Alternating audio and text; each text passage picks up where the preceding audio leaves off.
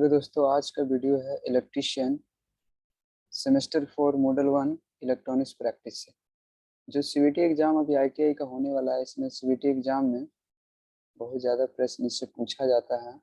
तो हम लोग प्रश्न नंबर 1 से स्टार्ट करेंगे। नंबर 1 प्रश्न क्या बोल रहा है कि प्रकाश की तीव्रता को मापने के लिए किस अवरोधक का उपयोग किया जाता है। तो किस अवरोधक का यूज करते हैं? एलडीआर का। एलडीआर क्या होता है? एलडीआर होता है light dependent register register light dependent register LDR को बोला जाता है। नेक्स्ट प्रश्न क्या बोल रहा है? नेक्स्ट प्रश्न आप देखेंगे तो नेक्स्ट बोल रहा है कि सिलिकॉन सेमीकंडक्टर डायोड किस कोड को इंगित करता है। जो which diode indicate the silicon semiconductor diode. Silicon semiconductor diode जो होता है वो किस को इंगित करता है, किस कोड से? तो इस जो सेमीकंडक्टर जो होता है, सेमीकंडक्टर सिलिकॉन सेमीकंडक्टर जो डायोड होता है उसको हम लोग इंगित करते हैं Y126। किससे करते हैं? Y126 से इसको डिनोट किया जाता है। नेक्स्ट सवाल देखेंगे क्या बोल रहा है कि फुल वेव रेक्टिफायर का इनपुट रिपल फ्रीक्वेंसी क्या होता है। बोल रहा है कि फुल वेव रेक्टिफायर जो होता है, देखिए फुल वेव रेक्टिफायर में बात करेंगे तो ये दो प्रकार का होता है। पहला होता है क्या? एक होता है सेंटर टैप रेक्टिफायर, जिसमें दो डायोड का इस्तेमाल किया जाता है। और एक होता है ब्रिज टाइप रेक्टिफायर, इसमें चार डायोड का इस्तेमाल किया जाता है। तो ये बोल रहा है कि फुल वेव रेक्टिफायर का इनपुट रिपल फ्रीक्वेंसी क्या होता है। इनपुट रिपल फ्रीक्वेंसी पूछा है, तो इनपुट रिपल फ्रीक्वेंसी क्या होता है? तो ये दुगना होता है। इसका राइट आंसर कहाँ जाएगा? 2 पे। ये क्या होता है कि इनपुट क्या हो जाएगा? फुल का दुगना हो जाएगा। नेक्स्ट सवाल क्या पूछा है? 4 नंबर कि एक सक्रिय घटक कौन सा है। सक्रिय बोल रहा है, सक्रिय मीन्स क्या? Active component. तो एक्टिव कंपोनेंट क्या होगा? तो एक्टिव कंपोनेंट ट्रांजिस्टर को बोला जाता है। बाकी ये जो तीन दिख रहा है आपको, तीन कौन कौन? इंडक्टर, रजिस्टर और कैपेसिटर। इसको हम लोग बोलते हैं क्या? इसको बोलते हैं पैसिव कंपोनेंट। क्या बोलते हैं? Passive component. इसको पैसिव कंपोनेंट बोला जाता है। नेक्स्ट सवाल देखेंगे। नेक्स्ट सवाल 5 नंबर क्या बोल रहा है कि कौन सा अक्षर यौगिक पदार्थों के कैडमियम सल्फाइड को इंगित करता है। जो कैडमियम सल्फाइड होता है उसको किससे इंगित किया जाता है? इसमें चार ऑप्शन ए, बी, सी और आर। तो आर जो होता है ना, आर को हम लोग कैडमियम कैडमियम सल्फाइड को इंगित करते हैं आर से। 6 नंबर प्रश्न देखेंगे तो 6 नंबर क्या बोल रहा है? 6 नंबर बोल रहा है कि प्रतीक का क्या नाम है। तो यहाँ पे देखो सिंबल दिया गया है। 6 नंबर प्रश्न ऊपर है, इसका देखो ये सिंबल दिया गया है। इस बोला है कि ये सिंबल किसका। अब देखेंगे तो ये सिंबल किसका है। तो देखो इसमें डायरेक्ट हम लोग ऑप्शन पे चलते हैं, टू इनपुट एंड गेट। तो ये सिंबल किसका है? टू इनपुट एंड गेट का सिंबल है। अब यहाँ पे सवाल आता है कि और गेट का क्या होगा, एंड गेट का क्या होगा और नॉट गेट का क्या होगा। तो और गेट का आप सिंबल देखेंगे तो कुछ इस तरह का और गेट का होगा। ऐसे करके ऐसे खींच दीजिए। एक इसका हो गया, यहाँ पे इनपुट इसका कितना होगा? 2 होगा और आउटपुट क्या होगा? 1। और इसी तरह से आपको एंड गेट का अगर पूछेगा तो एंड गेट का सिंपल सा ऐसा हो जाएगा। इसमें भी इनपुट कितना हो जाएंगे? 2 और आउटपुट 1 हो जाएंगे। अगर और गेट का पूछेगा तो और गेट का कुछ आपका इस तरह का होगा, यहाँ पे आएंगे और इस तरह से। लेकिन इसमें क्या होगा कि यहाँ पे और गेट का पूछा है तो यहाँ पे बिंदी जैसा होगा, लेकिन इसमें ऐसा कुछ नहीं होगा। इसमें कितने होंगे? इसमें भी इनपुट 2।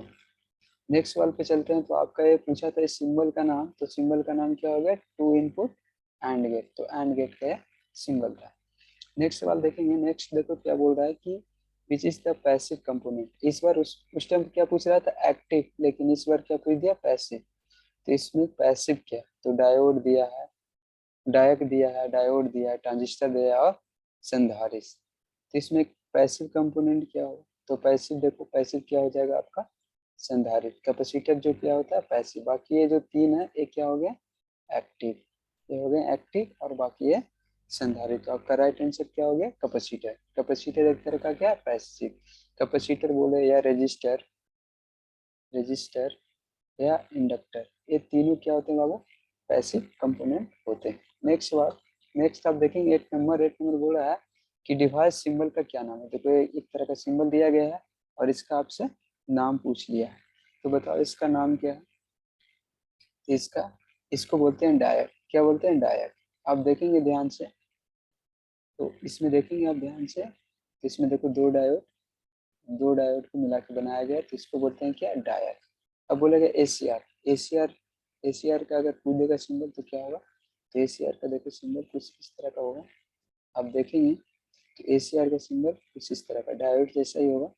यहाँ से ऐसे खींचेंगे और यहाँ से सिंपल से ऐसे खींच देना है।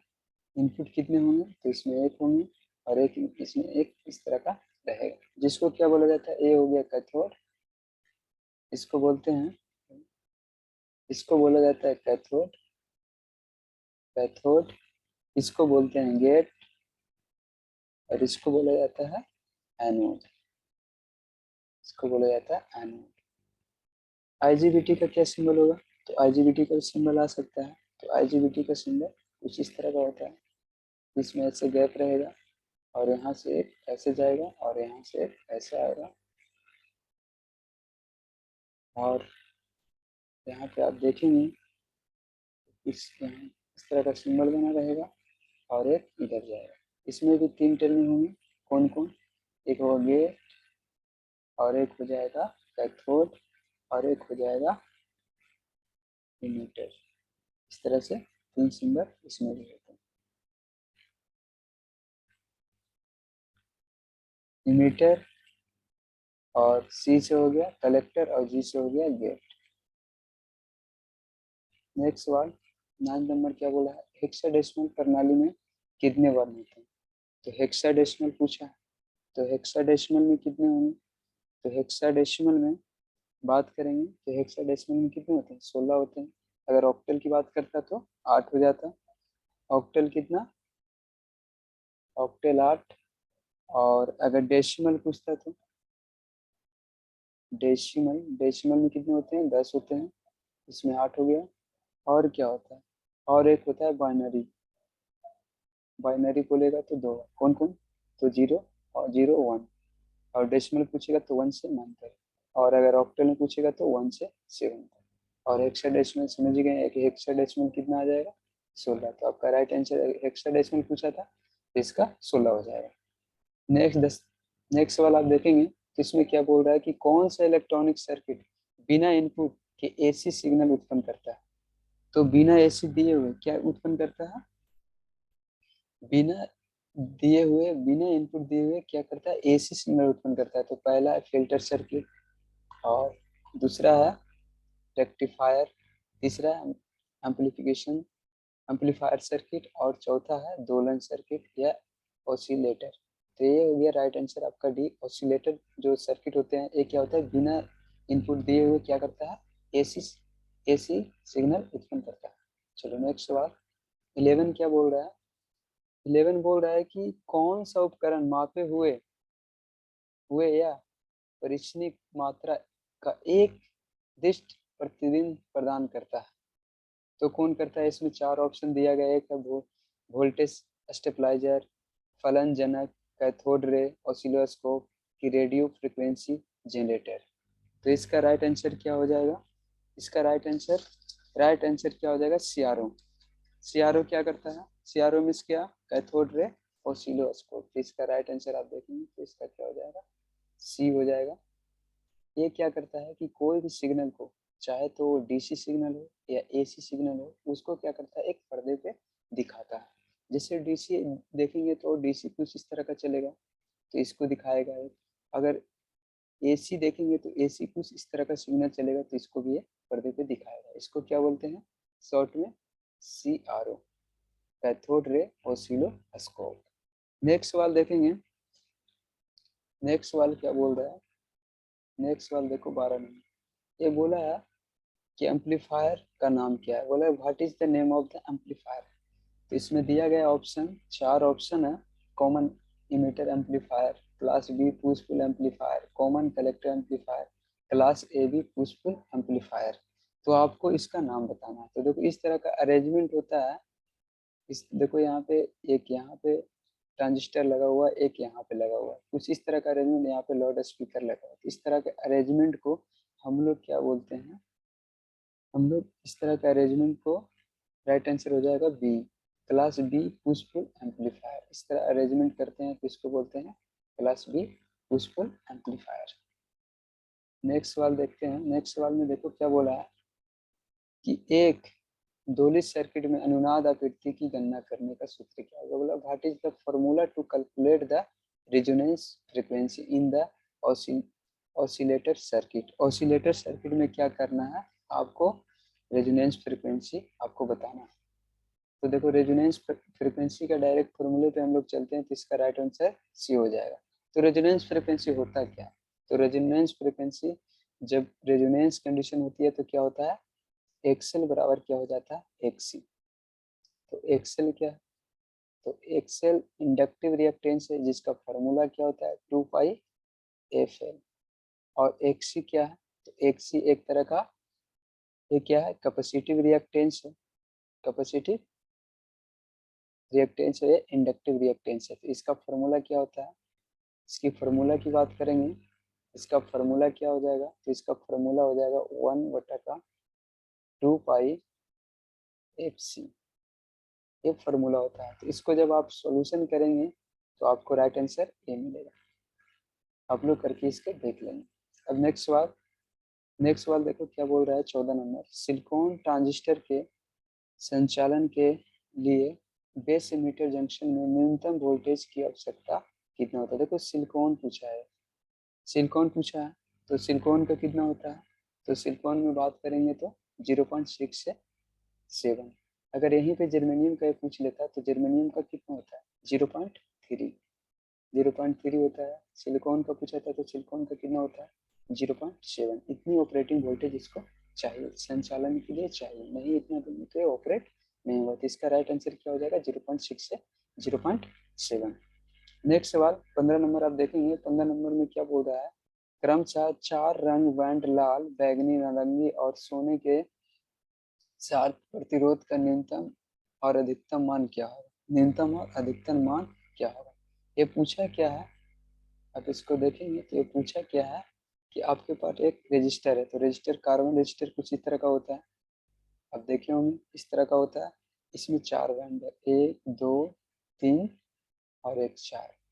पहला बैंड क्या है, पहला बोला है क्या रेड है, दूसरा क्या है, दूसरा वायलेट है, वायलेट है। और तीसरा क्या है, तीसरा ऑरेंज है। और चौथा क्या है, चौथा आपका गोल्ड है, चौथा गोल्ड है। तो रेड वायलेट और ग्रे, तो इसको लगा देना है क्या बीबी रॉय, बीबी रॉय, बीबी रॉय पे इसको बना देना है, ये आपको मालूम होगा। तो इसको जब सॉल्यूशन आप करेंगे तो आपका राइट आंसर क्या आएगा, तो राइट आंसर इसका आ जाएगा सी। देख लेना आप लोग इसको। चलो नेक्स्ट सवाल, नेक्स्ट आप नेक्स्ट चलते हैं। नेक्स्ट आप 16 नंबर। सिलिकॉन सामग्री में रोधिका वोल्टेज क्या होगा। बोला है कि what is the reason for the barrier voltage is more in the silicon material. बोल रहा सिलिकॉन सामग्री में रोधिका वोल्टेज का कारण क्या होता है।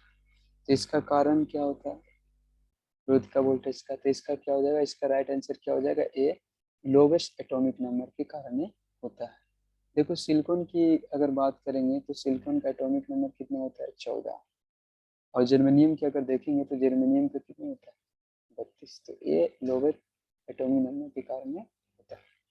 नेक्स्ट सवाल, नेक्स्ट आप देखेंगे 70 नंबर क्या बोल रहा है कि रिवर्स बायस में डायोड में चौड़ी बाधा का क्या कारण है। बोला है कि what is the reason for the wideness barrier in the reverse bias diode. देखो रिवर्स बायस जब डायोड करते हैं तो रिवर्स कैसे होता है, जैसे मान लिया आपका डायोड, डायोड में क्या होगा, एक होगा नो, एक होगा एनोड, और एक हो जाएगा एनोड और एक हो जाएगा कैथोड। तो एनोड में क्या देना था, पॉजिटिव, और कैथोड में क्या देना था, केस होता है कैथोड, तो कैथोड में क्या देना था, नेगेटिव। लेकिन आपने क्या किया कि इसको क्या कर दिया, इसको नेगेटिव से जोड़ दिया और इसको पॉजिटिव से, तो इस तरह से क्या हो जाएगा, रिवर्स बायस। तो रिवर्स बायस में क्या होगा बाबू, तो रिवर्स बायस आप देखेंगे तो देखो यहाँ पे ऑप्शन दिया हुआ है, पहला में क्या दिया है, दो सामग्रियों में अल्पसंख्यक वाहक का उदासीन होगा कि electron in the N material is drived to the positive. देखो और नीचे ऑप्शन दिया गया है, तीसरा ऑप्शन दिया है कि पी सामग्री में होल सकारात्मक टर्मिनल के लिए आकर्षित किया जाएगा। 4 नंबर दिया है इलेक्ट्रॉन और होल आपूर्ति टर्मिनल की ओर आकर्षित होगा। तो आपका राइट आंसर आप देखेंगे यहाँ पे, तो राइट आंसर आपका डी हो जाएगा। क्या हो जाएगा, डी हो जाएगा, जिसमें क्या बोला है, इलेक्ट्रॉन और होल आपूर्ति टर्मिनल की ओर आकर्षित होगा। तो आपका राइट आंसर क्या होगा, D, electron and hole are attracted toward the terminal. अगर इसको और अच्छे से समझना चाहते हैं तो यहाँ पे देखो, मैं यहाँ पे बताना चाहता हूँ, यहाँ पे क्या होता है बाबू कि इस तरह का होता है, एक क्या होता है, पी और एन होता है, ठीक। तो अगर इसको आप उल्टा जोड़ देते हैं, एक क्या होता है, पी टाइप होता है मटेरियल, एक होता है एन टाइप मटेरियल। तो अगर इसको इसको में आप नेगेटिव दे तो इधर पॉजिटिव दे तो क्या होगा, यहाँ पे डिप्लीशन लेयर बनना स्टार्ट हो जाएगा। तो क्या करेगा, दोनों एक दूसरे से क्या होगा, इलेक्ट्रॉन और होल क्या होगा, अट्रैक्ट होगा, पॉजिटिव नेगेटिव अट्रैक्ट होगा और एक बहुत बड़ा डिप्लीशन लेयर यहाँ पे क्रिएट हो जाएगा। चलो नेक्स्ट सवाल देखते हैं। नेक्स्ट क्या बोला है, 18 नंबर आप देखेंगे, बोला है कि फुल वेव रेक्टिफायर सर्किट में आउटपुट वोल्टेज क्या होगा। देखो ये फुल वेव रेक्टिफायर एक ऐसा है, सेंटर टैप है, centre tap full wave rectifier, full wave rectifier, rectifier है। इसमें देखेंगे तो 2 डायोड का इस्तेमाल किया गया है, अगर ब्रिज टाइप में देखेंगे तो 4 डायोड का इस्तेमाल किया गया। तो बोला है कि यहाँ आउटपुट क्या होगा, तो आउटपुट क्या होगा बाबू, तो नो आउटपुट, कोई आउटपुट ही नहीं होगा क्योंकि यहाँ पे आप कुछ लगाए नहीं, तो क्या हो जाएगा, नो आउटपुट, निर्गत नहीं होगा। नेक्स्ट सवाल आप देखेंगे 19 नंबर, तो 19 नंबर क्या बोल रहा है कि कौन सा फिल्टर सर्किट में, रेक्टिफायर सर्किट में वोल्टेज स्पाइक को हटाने में सक्षम है। तो कौन है, LC filter, RC filter, capacitor input filter कि सीरीज इंडक्टर फिल्टर। तो 4 तरह का फिल्टर होता है, तो ज्यादा एफिशिएंट कौन है, एलसी फिल्टर। तो राइट आंसर क्या हो जाएगा, LC filter, RL RC filter. तो आरसी फिल्टर क्या होता है, यहाँ पे आप देखेंगे तो इंडक्टर कुछ सीरीज में लगा रहेगा और एक यहाँ पे कैपेसिटर रहेगा। इस तरह का अरेंजमेंट कर देंगे आप, तो ये कौन सा हो जाएगा फिल्टर, तो ये फिल्टर कहलाएगा आपका L L C filter. Next L हो गया और ये हो गया सी, और यहाँ पे पल्सेटिंग डीसी मिलेगा, जो इसको क्या करेगा, फिल्टर का काम है कि पल्सेटिंग जो डीसी मिलता है हमको, उसको क्या करना है कि प्योर डीसी में चेंज करना है। नेक्स्ट सवाल आप देखेंगे, नेक्स्ट सवाल क्या बोल रहा है कि ड्राइव में आउटपुट चरण में उपयोग किए जाने वाले पावर इलेक्ट्रॉनिक घटक का उत्पन्न संस्करण कौन सा है। देखो इसमें क्या बोला है कि which is the advantage version of the power electronics component use in the output stage in the drive. Output stage drive के लिए कौन सा इस्तेमाल किया जाता है। तो अभी जो नॉवेडे यूज किया जा रहा है उसको हम लोग बोलते हैं, देखो ऊपर में ऑप्शन दिया गया है, तो अभी डायरेक्ट हम लोग ऑप्शन पे चलते हैं। तो इसका राइट आंसर क्या हो जाएगा, डी, आईजीबीटी। अब देखो आईजीबीटी का क्या फुल फॉर्म है, तो इसको बोलते हैं insulated insulated insulated gate gate bipolar transistor इसको बोला जाता है। इसका यूज अगर मान ले कभी कभी एसीआर का पूछ ले, तो एसीआर का क्या होता है, एसीआर का होता है silicon controller rectifier, rectifier. UJT का पूछ ले तो इसका क्या होगा, यूनी जंक्शन ट्रांजिस्टर, ट्रांजिस्टर। एक और ऑप्शन क्या था, एक और ऑप्शन नीचे होगा, देखो एक और ऑप्शन यहाँ पे पूछा था एफईटी। तो एफईटी का फुल फॉर्म क्या होता है, फील्ड फील्ड इफेक्ट ट्रांजिस्टर। तो देखो कभी कभी ऑप्शन ए दे सकता है आपको कि एफईटी का फुल फॉर्म क्या था, एफईटी का क्या फुल फॉर्म हो गया, फील्ड इफेक्ट ट्रांजिस्टर। लेकिन यहाँ पे एडवांस वर्जन पूछा था, तो एडवांस वर्जन क्या हो जाएगा आपका, राइट आंसर हो जाएगा डी हो जाएगा IGBT। IGBT का फुल फॉर्म क्या होता है? Insulated gate bipolar transistor. ACR का क्या हो जाएगा? Silicon controller rectifier. UJT का क्या हो जाएगा? Uni junction transistor. ओके, अब हम लोग नेक्स्ट वीडियो में हम लोग बात करेंगे आगे। आज तक 20 तक ही पार्ट 1 होगा, पार्ट 2 में हम लोग इसका 21 से हम लोग देखेंगे। आप लोग इस वीडियो को कंटिन्यू देखें और आपका पेपर इसी से ज़्यादा सवाल होता है, आने का चांस भारत स्किल से अभी तक पूछा जा रहा है, इसलिए आप लोग ज़्यादा मेहनत करें। ये किसके लिए है? सेकेंड ईयर ITI का जो अभी CBT एग्जाम है उसके लिए ये है। आप लोग जितना हो सके जितना मेहनत कीजिए। Thank you.